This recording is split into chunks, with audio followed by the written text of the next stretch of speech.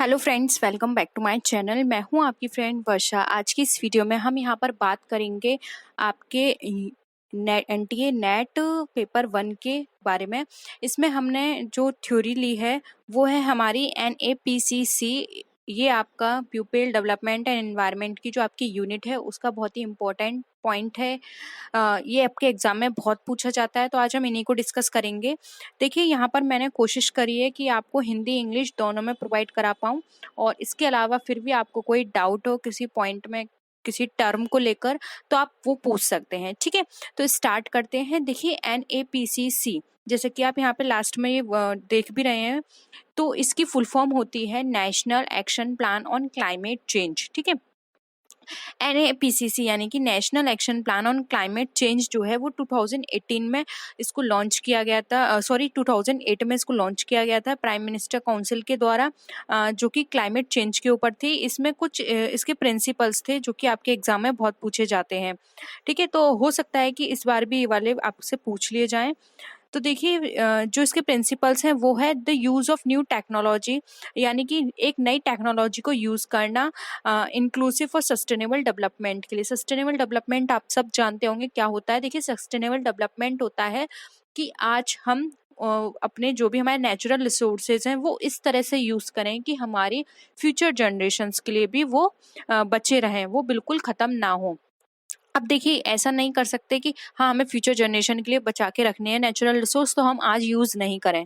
आपको यूज़ करने हैं, लेकिन आपको इस वे में यूज़ करने हैं कि उनके लिए भी वो बचे रहें। ठीक है, यानी कि उन्हें पता चले कि हाँ हाँ, ये सब चीज़ ये नेचुरल रिसोर्सेज हमें हमारी अर्थ के द्वारा या हमें नेचुरली मिले हैं। ठीक है, तो ऐसा ना हो कि हम आज उनको इस तरह से यूज़ कर लें कि वो फ्यूचर के लिए वो बिल्कुल ही ख़त्म हो जाए। ठीक है, तो वो हमारा सस्टेनेबल डेवलपमेंट कहलाता है। तो उसको न्यू टेक्नोलॉजी को उसके इंक्लूसिव और सस्टेनेबल डेवलपमेंट के लिए यूज़ करना।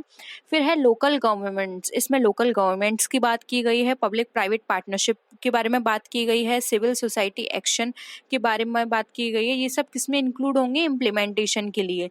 और इसमें मेन फोकस किस पे किया गया है? Promoting understanding of climate change, यानी कि क्या क्या हमारे क्लाइमेट में चेंजेस आ रहे हैं उसको प्रमोट करना, और अडेप्टेशन, मिटिगेशन, और energy efficiency and natural resource conservation. यानी कि आपको हम बात करें तो ये यहाँ पे फोकस करने की बात की गई है कि जो भी हमारे यहाँ चेंजेस हो रहे हैं उसको हमें बढ़ावा देना। यानी कि अगर किसी भी चीज़ से हमें लगता है कि ये हमारे एनवायरनमेंट के लिए हार्मफुल है, तो उसको रोकना, लोगों को उसके लिए ज़्यादा से ज़्यादा अवेयर कराना कि ऐसा ना करें, ज़्यादा से ज़्यादा पेड़ पौधे लगाएं। इस तरह की चीज़ों के बारे में इसके अंदर बात की गई है। ठीक है, अब देखिए, इसके अदर प्रिंसिपल्स और हैं, जैसे कि लिंक द नेशनल ग्रोथ।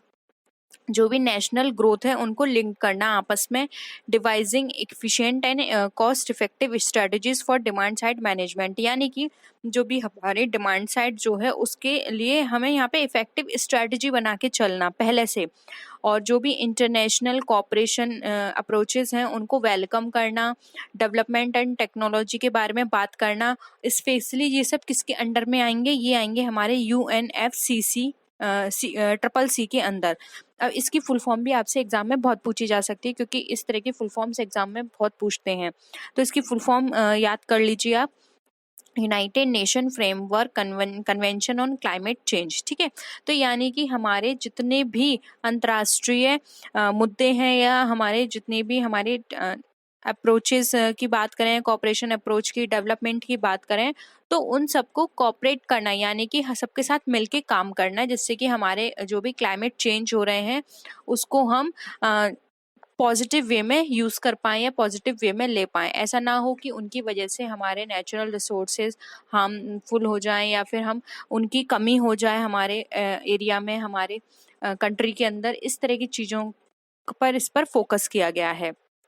अब देखिए, इस एनएपीसीसी के अंदर 8 मिशन को इंक्लूड किया गया है। आपको इमेज में ये दिख रहे होंगे।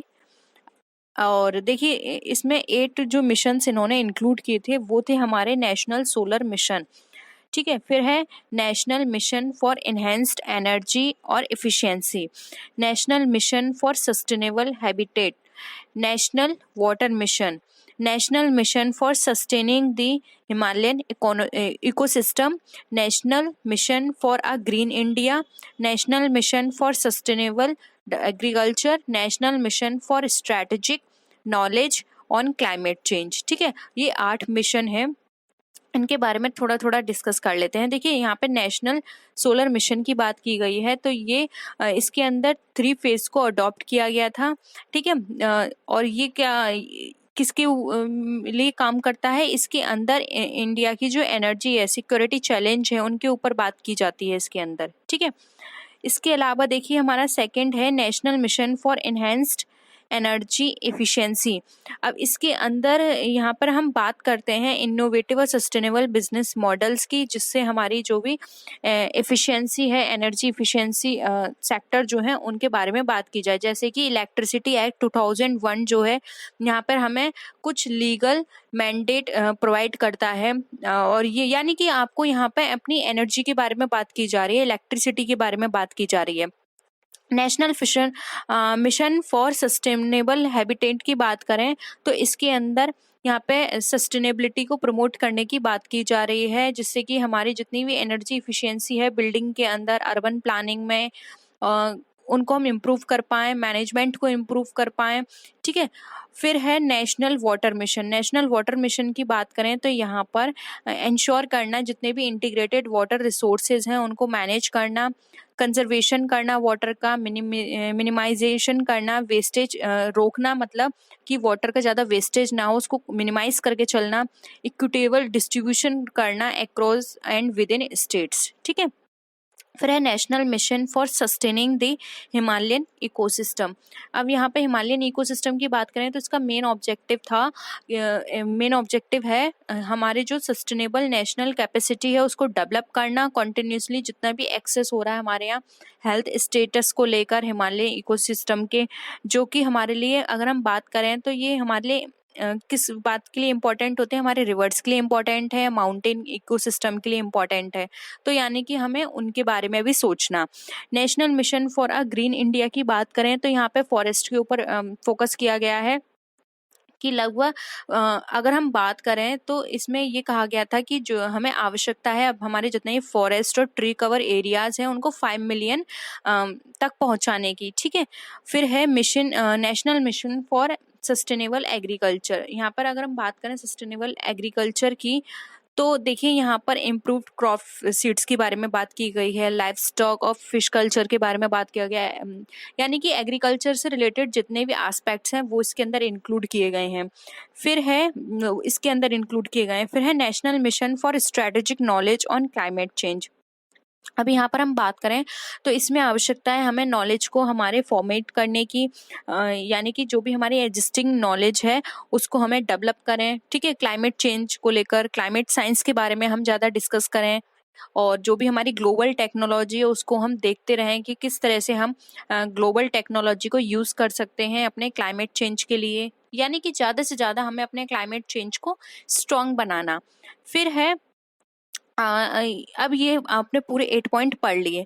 अब इस पूरे 8 पॉइंट के अंदर यहाँ पर ये सारी चीज़ें की बात की गई है कि ये जितनी भी चीज़ें हमने यहाँ पे डिस्कस की ओवरऑल उसका यही मेन पॉइंट निकल कर आया है कि हमें हमारे जितने भी नेचुरल रिसोर्सेज हैं उनके बारे में यहाँ पर फोकस करना या उनको ज़्यादा से ज़्यादा पिक्योर करने की बात करना। ऐसा ना हो कि हम इतना ज़्यादा यूज़ करें या फिर उनकी तरफ ध्यान ना दें तो हमारे जितना भी इकोसिस्टम है या फिर जितनी भी ग्रीनरी है, अगर हम एग्रीकल्चर की बात करें तो हमारे मार्केट्स हैं या फिर हमारे जो क्रॉप्स हैं या फिर जो उनके अंदर जो भी क्रॉप्स के अंदर न्यूट्रिशन होते हैं वो सब हम धीरे धीरे डैमेज होते चले जाएं, हमें उनके बारे में बात करनी है, जिससे कि हमें इस तरह से क्रॉप्स को उगाना है जिससे कि उनका अंदर पूरे जितने भी न्यूट्रिशंस उनमें पाए जाते हैं वो भरपूर मात्रा में हों। ठीक है, तो हमें ओवरऑल इन सब पर मेन फोकस करना है, जैसे कि पॉइंट के हिसाब से है। वाटर के बारे में बात की जा रही है तो मेन हमें वाटर सिस्टम, वाटर मैनेजमेंट के ऊपर बात करनी है। एग्रीकल्चर के बारे में बात की जा रही है तो एग्रीकल्चर पर ज़्यादा फोकस करना है, जिससे कि हम ज़्यादा से ज़्यादा एग्रीकल्चर को प्रोड्यूस कर पाएँ और वो बेस्ट वे में हो, ठीक है। वहीं अगर हम बात करें सस्टेनेबल हिमालयन की, तो वहाँ पर अगर हम बात करें तो हमें रिवर के ऊपर फोकस करना है, जितने ये माउंटेन हैं उनके ऊपर फोकस करना है। तो ये हमारा इम्पोर्टेंट था, हमारा NAPCC। आपके एग्जाम में हो सकता है इस बार भी पूछ लिया जाए। और देखिए ये जो मैंने 8 पॉइंट बताए हैं, इन 8 पॉइंट्स के आपसे फुल फॉर्म भी पूछी जा सकती है। तो यहाँ पर मैंने लिख दिया है किस किस की फुल फॉर्म बहुत पूछी जाती है। जैसे कि ये था एक, फिर है national mission on sustainable habitat, national water mission, national mission for sustaining Himalayan ecosystem, फिर है national mission for sustainable agriculture, और है national mission on strategic knowledge for climate change, ठीक है। अब आपने वहाँ पे इमेजेस में अगर आपको सही से दिखाई नहीं दे रहे थे तो आप यहाँ भी देख सकते हैं, ये वही पॉइंट्स हैं और इनके ये फुल फॉर्म्स हैं, तो आप यहाँ पर भी इनको अच्छे से समझ सकते हैं। स्क्रीनशॉट ले लीजिए, आपने जहाँ भी नोट्स बनाए हैं उनको अच्छे से लिख लीजिए और इनकी फुल फॉर्म भी याद कर लीजिएगा। हो सकता है एग्जाम में आपसे इतना डीप ना पूछा जाए, सिर्फ फुल फॉर्म पूछ ली जाए। और इससे ज़्यादा इस टॉपिक को मत पढ़िएगा, क्योंकि जितना हमने कवर किया है सिर्फ इतना ही आपके एग्जाम में टॉपिक पूछा जाएगा ये। क्योंकि कुछ टॉपिक यहाँ पर ऐसे हैं आपको बस क्योंकि आपको पता है पेपर 1 और पेपर 2 दोनों का ही सिलेबस बहुत है, तो ज़्यादा डीप में आपको जाने की ज़रूरत नहीं है, सिर्फ आप इतना ही इसको कवर कर लीजिए, ठीक है। तो ये यहाँ पर आपका एक टॉपिक कवर हो गया है, जो कि था आपका NAPCC, यानी कि national action plan on climate change, यानी कि किस तरह के एक्शन प्लान हमें क्लाइमेट चेंज को देखते हुए करने हैं, ठीक है। तो होप यहाँ पर ये टॉपिक आपको क्लियर हुआ होगा। अभी भी कोई भी डाउट है आप बता दीजिएगा। हम अगर पूरा टॉपिक अभी भी आपको समझ नहीं आया तो हम फिर से एक बार डिस्कस कर लेंगे, लेकिन टॉपिक बहुत इंपॉर्टेंट है, तो आपका समझना बहुत ज़रूरी है। तो आप बता दीजिएगा जो भी आपको यहाँ इसको समझने के बाद लगा हो। अगर आपको अच्छा लगा तो अपने फ्रेंड्स के साथ शेयर कर दीजिएगा, वीडियो को लाइक कर दीजिएगा। नेक्स्ट वीडियो में मिलते हैं, तब तक के लिए टेक केयर, बाय बाय।